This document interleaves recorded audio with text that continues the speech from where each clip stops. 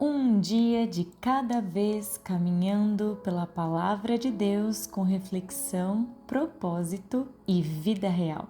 Seja muito bem-vindo ao Bíblia 365 na prática. Hoje é o dia 132 da nossa jornada, dia 12 de maio, e seguindo nosso cronograma, os textos de hoje são Números 21, Salmos 60 e 61, Isaías capítulo 10 e Tiago capítulo 4. Prepare o seu coração, o seu secreto, permita que a palavra de Deus te transforme de dentro para fora. E se esse projeto tem te ajudado, compartilhe com alguém que você sabe que precisa e siga o programa aqui na plataforma. E sem mais delongas, Números capítulo 21. Aqui mostra um povo completamente instável emocionalmente. Israel vive entre momentos de fé e momentos de murmuração. E sendo sincera com você, quantas vezes nós também não agimos dessa maneira? Aqui, quando o rei de Arade ataca Israel e leva alguns cativos, o povo rapidamente faz um voto ao Senhor, pedindo socorro. E isso me chamou a atenção, porque no capítulo anterior estavam reclamando, desprezando o caminho, questionando Deus, mas aqui, quando aperta, correm novamente para ele. E ainda assim, Deus ouve o clamor deles e entrega os inimigos em suas mãos. Deus não é fiel porque nós somos constantes. Ele é fiel porque essa é a natureza de Deus. Mas logo depois da vitória, o povo volta a reclamar. Eles ficaram impacientes, tadinhos, no caminho, você acha? E a impaciência abriu espaço para murmuração e desprezo pela provisão de Deus. Eles chegam ao ponto de dizer: estamos enojados dessa comida. O maná, que era um milagre diário do céu, se tornou algo desprezado aos olhos deles. E isso confronta muito o nosso coração, porque às vezes nos acostumamos tanto com aquilo que Deus já fez ou tem feito que deixamos de perceber o milagre da provisão diária. Então, no capítulo, Deus envia serpentes venenosas. O povo sofre a consequência da própria rebeldia e finalmente reconhece: nós pecamos. O arrependimento verdadeiro começa quando paramos de culpar os outros e reconhecemos o nosso próprio pecado diante de Deus.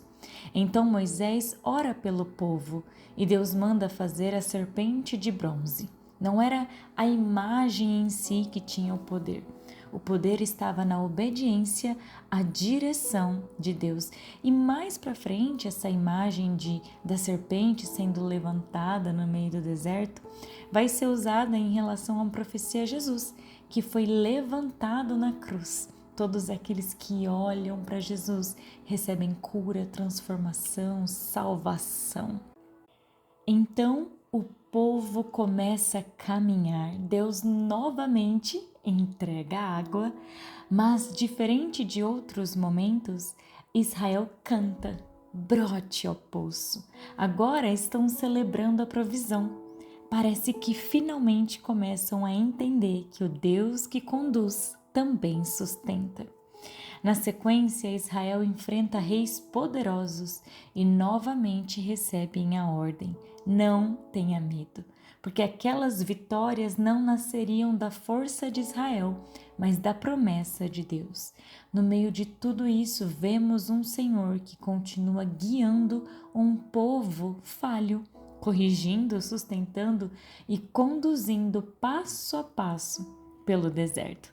Eu declaro que será assim sobre a sua vida. E partindo agora para Salmos 60 e 61, mostram Davi em momentos de fragilidade, guerra, mas também revelam um homem que aprendeu que a verdadeira segurança não está na força humana, e sim em Deus.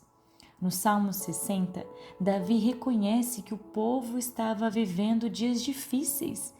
Tu nos rejeitaste, abalaste a terra. Ele entende que existem momentos em que Deus permite abalos, confrontos, dores, para corrigir, alinhar e despertar o coração do povo. Mesmo sendo um rei guerreiro, Davi reconhece que vão é o socorro humano. Há batalhas que força, estratégia ou recursos humanos não conseguem vencer sozinhos. E aqui existe uma aplicação muito forte para nós, porque muitas vezes tentamos resolver dores espirituais apenas com esforço humano, controle ou ansiedade, quando na verdade precisamos voltar à dependência de Deus. Mas o salmo termina em confiança. Em Deus faremos proezas. Já o Salmo 61 mostra um Davi íntimo, vulnerável. Ele clama: leva-me para a rocha que é alta demais para mim. Davi reconhece os seus limites. Ele entende que existem pesos, guerras e emoções maiores do que sua própria força consegue suportar. Então ele não pede apenas solução, ele pede pela presença. Refúgio, abrigo, que eu possa habitar no teu tabernáculo para sempre. A essência desse salmo é: o coração cansado encontra descanso perto de Deus. Nem sempre teremos controle das guerras externas, mas podemos escolher onde vamos nos refugiar quando o coração estiver abatido. Lembre-se disso. Deus é socorro em tempos de guerra, refúgio em tempos de fraqueza e segurança quando tudo parece abalado. A força do homem falha, mas quem aprende a correr para Deus encontra sustento, direção e paz, mesmo em meio às batalhas. Partindo agora para Isaías, capítulo 10. É um capítulo sobre justiça, arrogância humana e dependência de Deus. O Senhor começa denunciando aqueles que criam leis injustas e usam o poder para oprimir os pobres, as viúvas e os órfãos. Deus mostra que vê toda a injustiça e que ninguém escapará do seu juízo. Depois, Isaías fala da Assíria, um reino que Deus permitiu usar como instrumento de disciplina contra Israel. Porém, o rei da Assíria se encheu de orgulho e começou a acreditar que suas conquistas vinham da sua própria força. É o próprio rei da Assíria quem fala arrogantemente, dizendo que faria com Jerusalém o mesmo que fez com outras nações. Então Deus, o que tem o controle de tudo e havia permitido essas vitórias, responde de forma poderosa: será que o machado pode se gloriar contra quem o maneja? A Assíria pensava que era soberana, mas era apenas uma ferramenta nas mãos do Senhor. Quando o homem começa a acreditar que venceu sozinho, construiu sozinho ou domina tudo pela própria força, ele entra no caminho da arrogância. Mesmo disciplinando o povo, Deus preservaria um remanescente fiel. O Senhor promete que chegaria o dia em que o povo deixaria de se apoiar naquilo que o feria e aprenderia a depender verdadeiramente dele. E eu quero declarar isso sobre a sua vida. Chegará o dia em que você deixará de se apoiar nas coisas que te ferem e você vai aprender a depender verdadeiramente do Senhor. Eu declaro agora, em nome de Jesus, dores de estimação vão embora. Você viverá livremente nas mãos do Senhor. E para finalizar o dia de hoje, Tiago, capítulo 4, é um capítulo extremamente direto e eu poderia simplesmente ler este capítulo aqui para vocês. Ele é mais didático do que isso, é impossível. Ele praticamente confronta o coração humano e não suaviza nada. Ele começa perguntando de onde vêm tantas guerras, brigas, invejas, conflitos. E ele diz: será que não nasce dos próprios desejos desordenados que vocês têm? O problema nunca esteve fora, mas sempre dentro. A cobiça, a inveja, o orgulho, o egoísmo, o prazer desenfreado produzem divisão, confusão e nos afastam de Deus. Então Tiago declara que a amizade do mundo é inimizade contra Deus. Ele está falando não sobre pessoas, tá? Mas sobre amar o sistema do mundo, os valores do mundo, como orgulho, vaidade, independência de Deus, o ego acima de tudo. Por isso ele diz: sujeitem-se a Deus, resistam ao diabo, limpem as mãos, purifiquem o coração e humilhem-se diante do Senhor. Tiago confronta a espiritualidade falsa, que é aquela que fala de Deus, até fala, mas continua vivendo de qualquer maneira. Depois ele alerta sobre o julgamento contra os irmãos.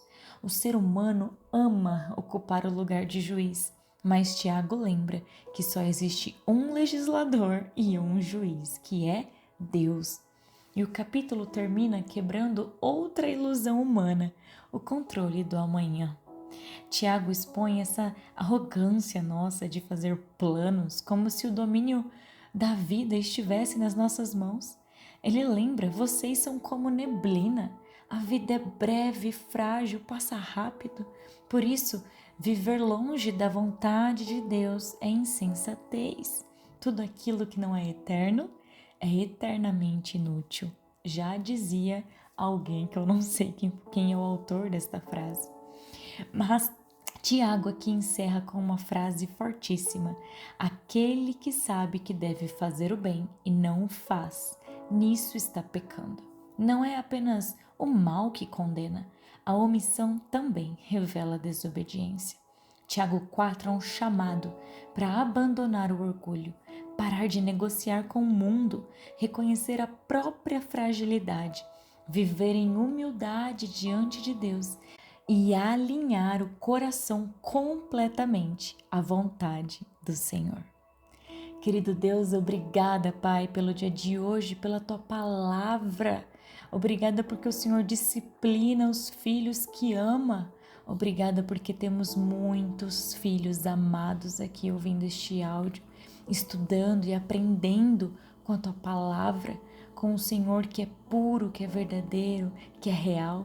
Que o Senhor nos alinhe com a Tua vontade plena, Senhor, que possamos viver todo o Teu querer nesta terra. Cubra-nos com a Tua armadura, envia os Teus anjos para estar conosco durante este dia e que a Tua glória seja vista sobre nós, Pai. Nós oramos e Te agradecemos, Senhor, em nome de Jesus. Amém e amém. Que Deus te acompanhe hoje. Viva essa palavra na prática. Amanhã seguimos juntos no dia 133 da nossa leitura.